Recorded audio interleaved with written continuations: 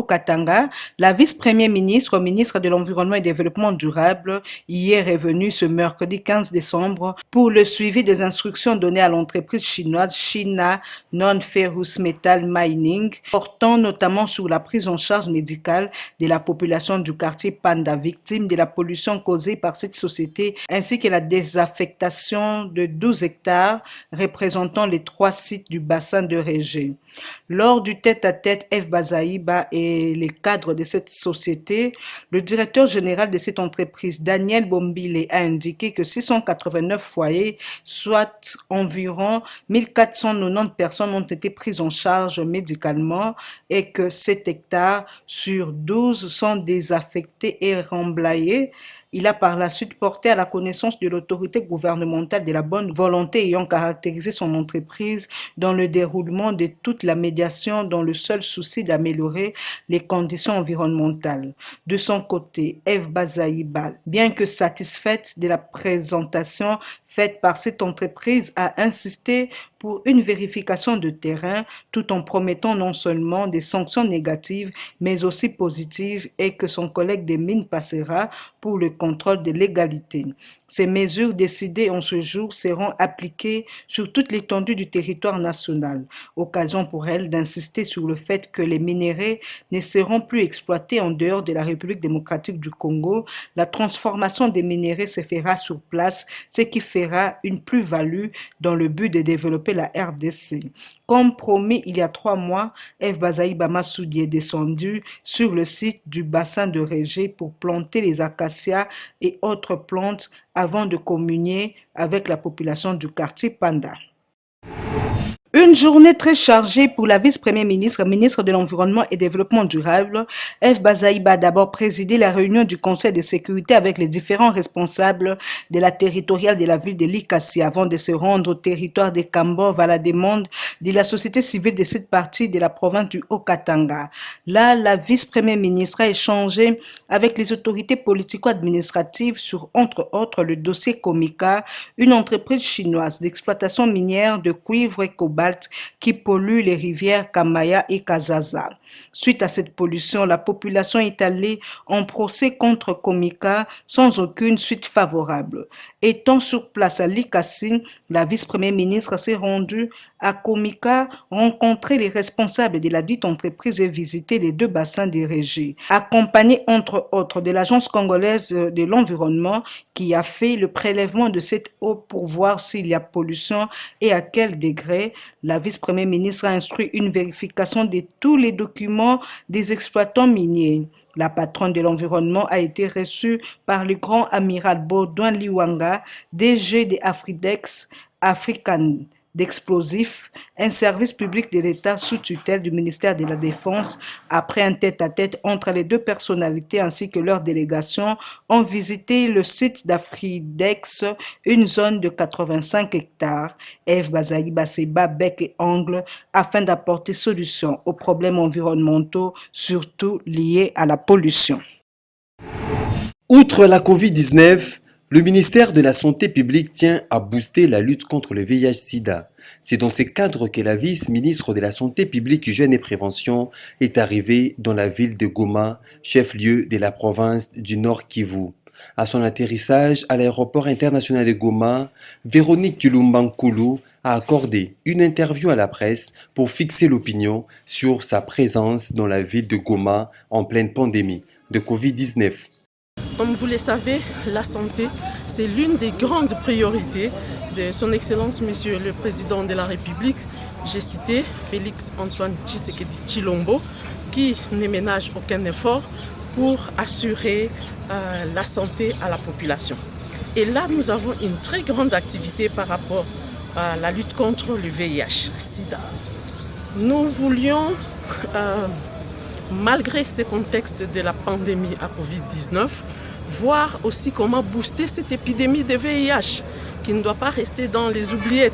Et là, nous avons mobilisé tous les animateurs des entreprises et nous avons un grand forum que nous sommes venus vraiment pour que nous puissions ensemble voir, repenser nos stratégies et tout ce que nous devons faire pour que d'ici 2030, nous arrivons à l'objectif que nous nous sommes assignés dans les objectifs du millénaire, qui est 95, 95, 95. Et les 95, c'est-à-dire 95% de la population doit connaître sa sérologie par rapport au VIH. Et les 95% des cas positifs doivent avoir accès au traitement. Donc c'est un peu dans ce sens-là que je suis arrivée à Goma. C'est pour booster, pour accompagner les acteurs de sorte que ensemble nous puissions bien mener cette lutte contre le VIH-Sida. Ouvert le mercredi 16 décembre 2021, les travaux du dialogue politique pour l'élaboration de la stratégie de coopération entre l'Organisation mondiale de la santé et la RDC pour la période 2022-2026 s'est clôturé le jeudi 17 décembre à Kinshasa. À travers ce dialogue, l'Organisation mondiale de la santé OMS sollicite au gouvernement, aux donateurs et aux dirigeants de tous les secteurs de pouvoir investir dans les systèmes de santé pour tous. Dr Prosper Amédée Djigwimde, représentant de l'OMS en RDC, a salué la participation des uns et des autres dans les débats allant dans le sens de renforcer l'accompagnement de l'OMS pour les prochaines années. Il me plaît de rappeler que l'exercice auquel nous nous sommes sacrifiés constitue l'une des priorités, sinon que le socle même de la redevabilité de l'Organisation mondiale de la santé vis-à-vis des États membres. Au regard de la richesse et de la qualité des débats que nous avons eus, je voudrais exprimer toute ma gratitude pour les différentes contributions, ma gratitude pour les différentes suggestions qui nous permettront sans doute de renforcer l'action de l'Organisation mondiale de la santé dans son appui constant à la RDC pour la quête d'un meilleur état de santé possible pour ces populations.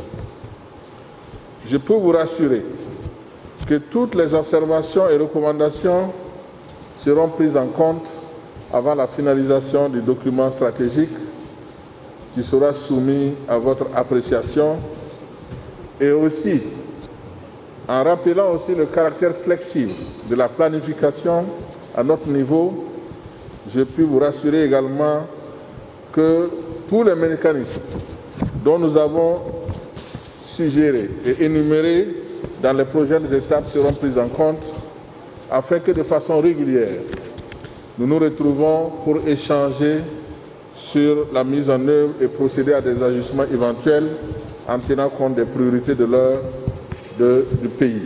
Le ministre de la Santé publique, Hygiène et Prévention, Dr Jean-Jacques Mbungani, a loué les résultats obtenus tout au long de cet atelier de 2 jours, d'autant plus qu'ils permettront de faire avancer l'agenda relatif à la couverture sanitaire universelle susceptible de faire bénéficier à la population des soins de qualité. Le service courrier du président de l'Assemblée nationale a enregistré la question écrite du député Ogi Kalonji adressée au directeur général de l'Agence congolaise de grands travaux ACGT. Service en charge de la construction et gestion des péages dont la gestion, selon Ogi Kalonji, est réputée opaque et scandalise. Le député Ogi Kalonji ne compte pas s'arrêter à la simple question écrite. Il demande au président de l'Assemblée nationale d'exiger la publication des contrats qui régissent ces péages et que des enquêtes soient diligentées pour comprendre la destination exacte de toutes ces ressources au moment où les infrastructures routières sont dans une situation calamiteuse. Nous sommes venus informer le président de l'Assemblée, informer l'Assemblée, informer l'opinion qu'il y a un scandale au niveau de péage de la République démocratique du Congo. Est-ce que nous devons dire que c'est un scandale bien organisé? C'est ce que nous saurons dans les jours à venir. La question que nous venons de déposer tout à l'heure, selon les informations à notre possession, nous avons plusieurs péages en République démocratique du Congo, plusieurs. Mais ces péages ne profitent pas au peuple congolais. C'est vrai, on va nous dire qu'il y a les gens qui ont aidé la République à construire des routes, chose que j'admire, que je soutiens. Mais lorsqu'il s'agit d'un partenariat public-privé, nulle part au monde, on a fait une concession de 100%. C'est-à-dire, ils construisent nos routes et puis ils prennent le 100% des revenus. C'est impossible. Nous avons demandé pourquoi le pays n'a pas gardé un pourcentage quelconque. 30%, 40%. Ces contrats ont été signés pour une durée de 10 ans et d'autres sont renouvelés automatiquement. Est-ce que la dette a été amortie? C'est quoi les conditions du renouvellement? Le député national vote la 14e prorogation de l'état des sièges en Ituri et au Nord Kivu. Sous la houlette de Christophe Mbosonko Diampouanga, speaker de la Chambre basse du Parlement, les élus nationaux se sont retrouvés ce jeudi 14 décembre dans la salle des congrès du Palais du Peuple. À l'ordre du jour de la plénière, le vote du projet de loi portant autorisation de la prorogation de l'état des sièges sur une partie du territoire national de la République. Dans son exposé des motifs, le ministre d'État, ministre du Développement rural, François Roubota, a motivé cette énième prorogation par le fait de persistance de la situation d'insécurité et en vue de consolider la nouvelle dynamique sécuritaire dans les provinces de l'Ituri et du Nord Kivu. En effet, la situation sécuritaire dans les provinces de l'Ituri et du Nord Kivu, ces 15 dernières années ont contraint Son Excellence, Monsieur le Président de la République, chef de l'État, a proclamé le 3 mai 2021 par ordonnance numéro 21/015 l'état de siège dans ces deux provinces. Pour la réussite de cette situation exceptionnelle dérogatoire au droit commun, il a été pris à la même date l'ordonnance numéro 21/016 porta mesures d'application de l'état de siège. Parmi ces mesures, l'on note la suspension des institutions politiques provinciales, à savoir l'Assemblée nationale, l'Assemblée provinciale, le gouvernement provincial, l'administration des entités territoriales décentralisées et déconcentrées par les autorités militaires, l'exercice par les juridictions militaires des compétences des juridictions de droit commun en matière pénale.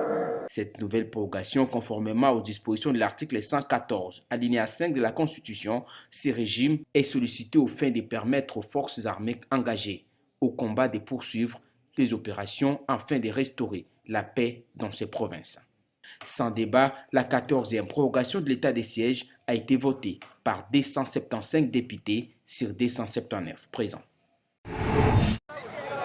De la commune de Gbadolité en passant par l'avenue de l'Authenticité puis le boulevard Mobutu pour chiter à l'hôtel de ville de Gbadolité était bondé de monde. Pour cause, la marche pacifique des forces politiques et sociales du Nord Ubangi pour dénoncer ce qu'elle qualifie de l'ingérence abusive du vice-premier ministre, ministre de l'Intérieur et Sécurité, Daniel Asselo.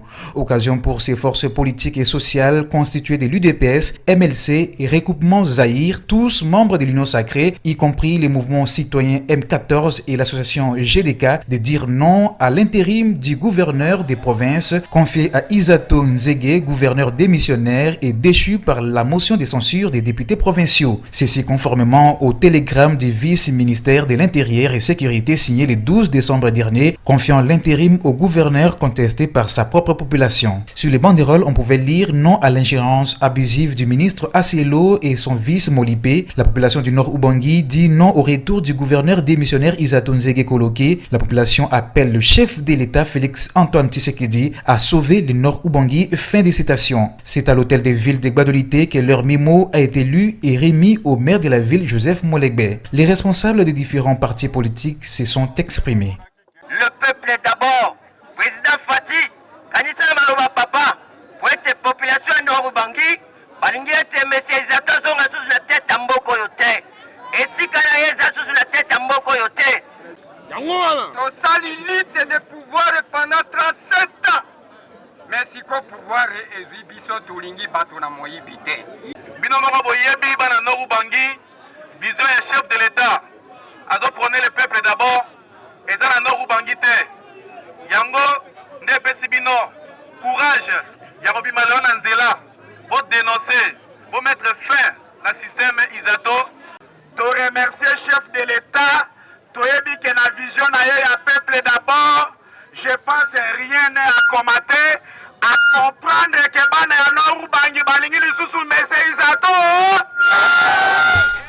Il faut noter la présence de plusieurs députés provinciaux dans cette marche pacifique déroulée sans incident sous l'encadrement des éléments de la police. Quelques écoles et boutiques n'ont pas fonctionné l'avant-midi à Gbadolité.